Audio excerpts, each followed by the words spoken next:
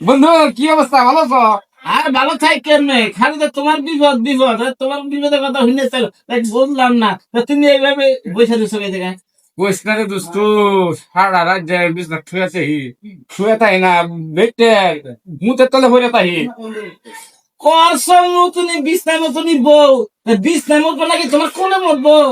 হারাম দাদা, তুই না আমার একটু সান্ত্বনা দিবি, সান্ত্বনা না দেয়া আমার ফুসায় তোল। আচ্ছা দোস্ত হন, আর সব তোর সান্ত্বনায় দেবো হন। হ্যাঁ, যখন যে বিছনা শুই মানে ঠান্ডা যাবি না, তখন যে কাজ করবি। কি দোস্ত যখন তোর বউ মনে করছে মোতার লেগে মরামরি করবো না, আর তখন ওই পিঠের তলে চুপটা মাথা দিয়ে দিবি। চুপটা মাথা দিকে চুলকাইবো, চুলকালে ঠেলা মন করে বাইরে মরবো, তখন আর বিছনায় মরবো না। মানে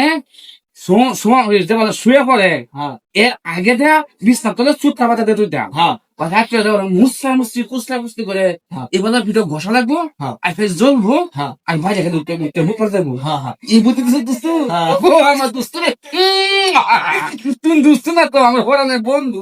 দোস্ত, তোর বিপদকে আমি যা ঘরে বসে থাকতে পারি না না এরকম তো বুদ্ধিটা দিলাই। ঠিক আছে বুদ্ধি ভালো ভালো বুঝতেছি, ভালো বুঝতেছি। অঞ্চলতে দিকে চোখ খাওয়াটা দিয়ে আনিটা দিবি। দোস্ত কোনো উঠবে না থাক।